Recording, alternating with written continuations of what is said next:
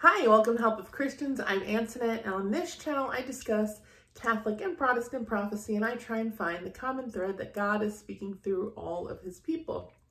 So today's episode, today's video, I would like to discuss with you just some things that has happened to me in the last couple of weeks, and how preparing the way that God has instructed us through prophecy has helped me get through these last few weeks of different things that popped up.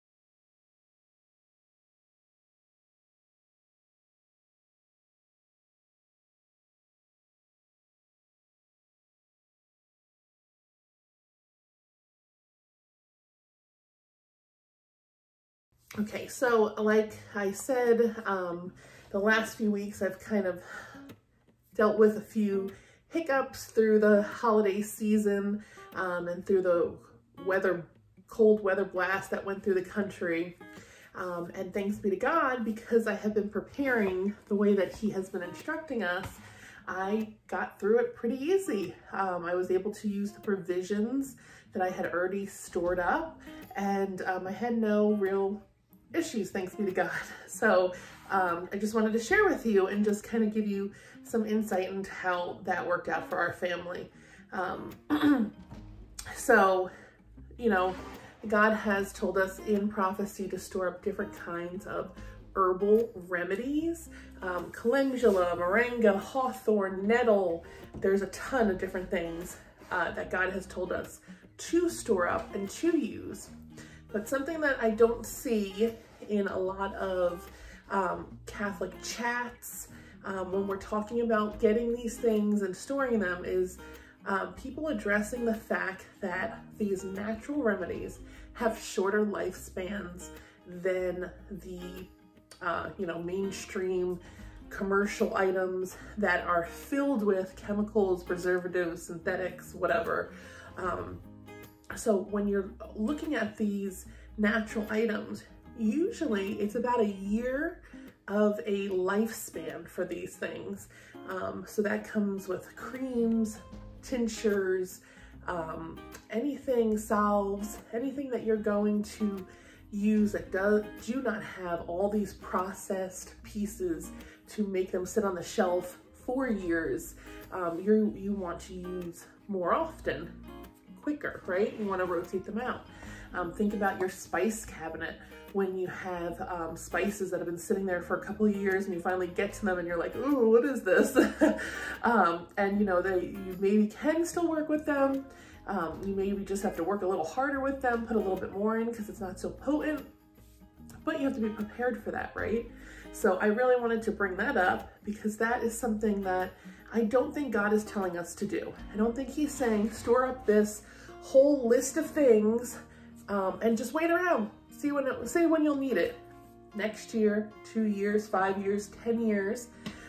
You know, Julie Jeheny and Anne Catherine Emmerich, they were alive in the 1800s, early 1900s, and they were giving remedies. Well, people were holding on to those until XYZ happened. Well, they'd still be holding on to them, right? That is not how natural medicine works. You know, apothecary type stuff needs to be rotated in and out. And I think this is something to think about, that God is telling us already way before in advance how to prepare. And he's telling us that there is misused science, that they are poisoning us in our water, our food, our medicines. And he's showing us alternatives. And we need to start making this change little by little to use those things instead of what is convenient on the shelf. because all those convenient things are filled with chemicals and all the things I was just saying, right? Preservatives and all these things that really aren't meant to go in our bodies. And sure, maybe the FDA says you're allowed to have this in your one product here. What they're not doing is they're not saying, but you use 14 products throughout the different day that have these chemicals. So you're multiplying those things over and over again, right? If it's in your food, your toothpaste, your shampoo, conditioner, lotion. And, you know, think about when you're newlywed or you're just becoming, you know, an adult and starting to cook for yourself. And you're trying out all these new recipes and not everything turns out so great, right? Well, the same thing with learning to use these natural remedies that God has been giving us. We're not used to using them like our great-grandparents were. And before that, all those generations before that did these ways of living, preserving, healing that God is telling us to use. And they knew how to do it because they did it every day. Well, we, in this world of convenience, have to learn how to do these things. So when, you know, we're running short on fever reducing medicines, right? And you have no idea what to do and you have a fever, you start to freak out, right? What are you going to do?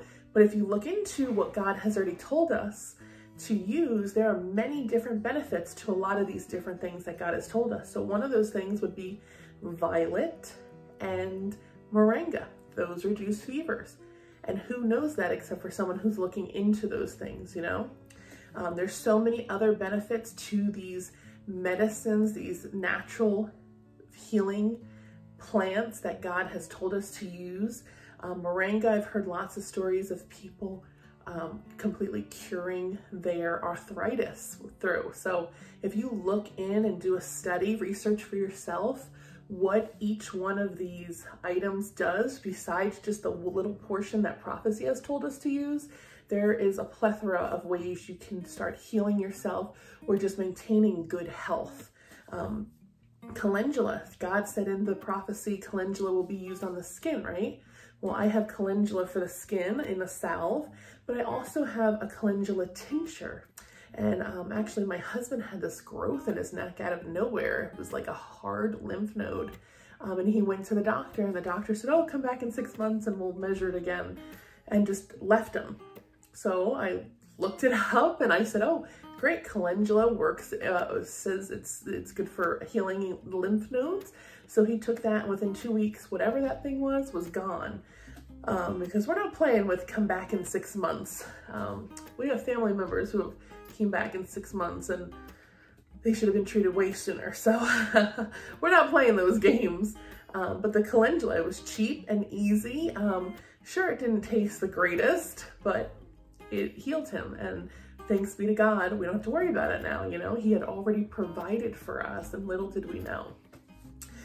So those are just things that I think we need to not just hold off, keep all of our stuff in a 3 days of darkness closet and say we'll get there eventually whenever the world turns to crap, right? We should be using these things now and starting to learn how to integrate God's healing and get away from all this processed stuff that is just part of the problem, right? And that goes with food, that goes with medicine, little by little. And yes, it does cost, you know, it's not cheap to do the complete flip.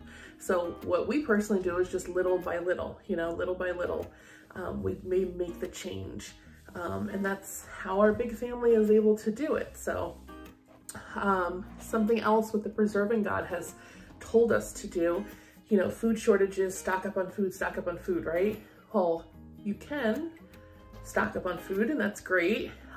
You can start canning your own stuff, preserving your own things, to make it a little bit more cost efficient and tailored to what your family likes. And during the Advent season, when we're doing lots of baking, we did run out of a few things in my main pantry, ran out of flour and milk, and I had plenty to just go in the storage pantry and pull out, and I didn't have to go out in the terrible snow and icy nights, icy, rainy, you know, stuff that was going on near us.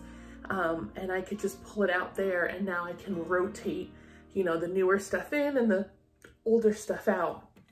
So that's something else to think about. You know, bad weather, you can't get to the store. Do you already have stuff in your storage? And we were able to. Something else to think about, you know, I've stored, talking about milk, just to give you an example, I've stored powdered milk and I've stored canned milk where I've canned it on my own. Rebel canning, you'll have to look that up. But I've tried to open up the powdered milk. Oh my goodness, we're gonna have trouble if we have to rely on powdered milk because, but opening up the canned milk was actually really good.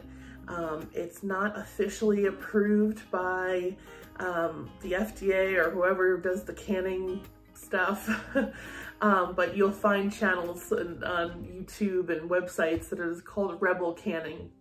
And I've canned milk and I had great success. You know, I try and can things and a couple months later open them up and make sure I'm kind of doing it right, because I'm learning by myself. You know, my grandparents didn't teach me this, my parents didn't teach me this, but I'm learning that this is a necessity now to learn how to preserve food long term. Thanks be to God and his wisdom and his, you know, his warnings to us. So that's just one small example, but just to give you an idea, start thinking about, you know, what you use a lot, how you're storing things. Have you gone and checked on those things? You know, flour's one that you're supposed to freeze before you store it long term because there can be little bugs and stuff in them.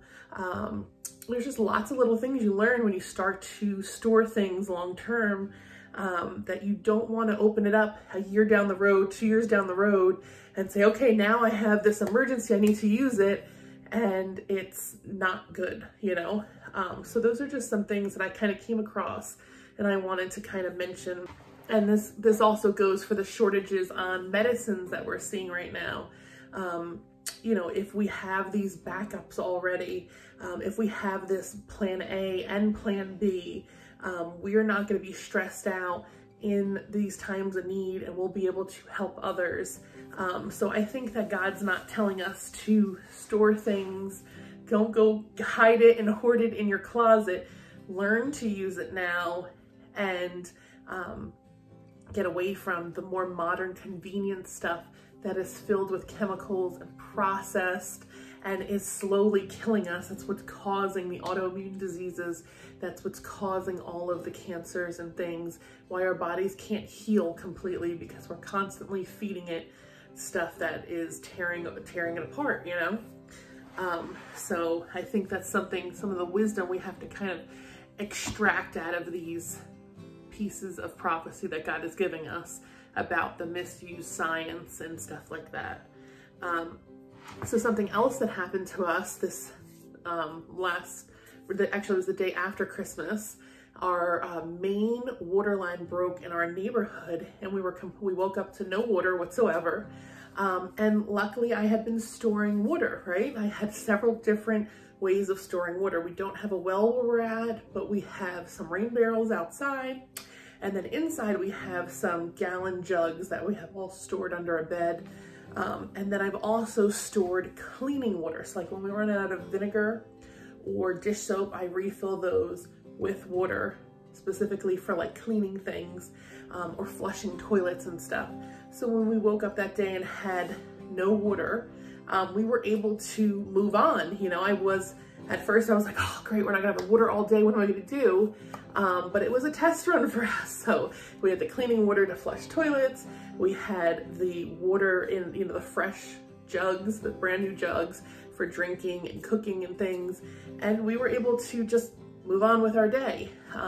So I think that's something important too, is, you know, to have these little test runs, whether you're forced to or not, and just see how you would actually proceed in these situations where you're forced to rely on your provisions and not the conveniences, right?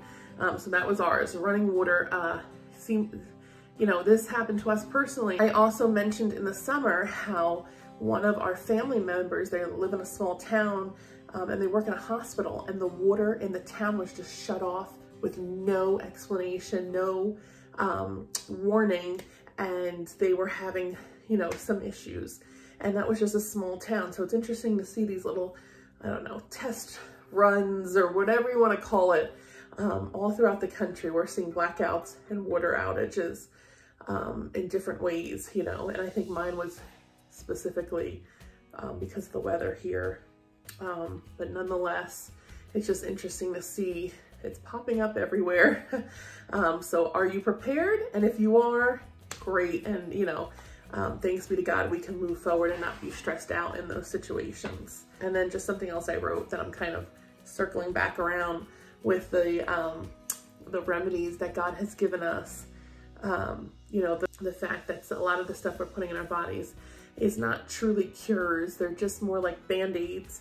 And we see that now that things are being exposed with the medical industry. They're getting kickbacks for various different treatments they're offering people. And this is just what's coming up now, but this has been going on for a long time. We're just kind of opening our eyes to it, right? Just to kind of be mindful of that. Okay, so moving on to travel issues. All right, so if you traveled over the holidays, I'm sure you witnessed it. We did not travel. We decided, we prayed on it, and we decided we weren't gonna travel. And thanks be to God, we didn't, because those roads that we were gonna travel directly to family were some of the worst roads across the country. And you know, we saw a lot of deaths, unfortunately. We saw a lot of delays, people delayed for days and days. And that is just something that, you know, God has kind of mentioned in the past in prophecy. He said that, you know, you might be somewhere and not be able to leave. And I think he's talking more of a serious issue, but again, is this just a little kind of test run to see, just to see how the people react, how we're going to respond, to bring some chaos to the country, you know. And I'm not saying that's from God. I'm saying that that's kind of how the enemy works, right? But we can learn from it, and we can listen to what God has told us. And he has said that they're going to try and restrict travel again at some point.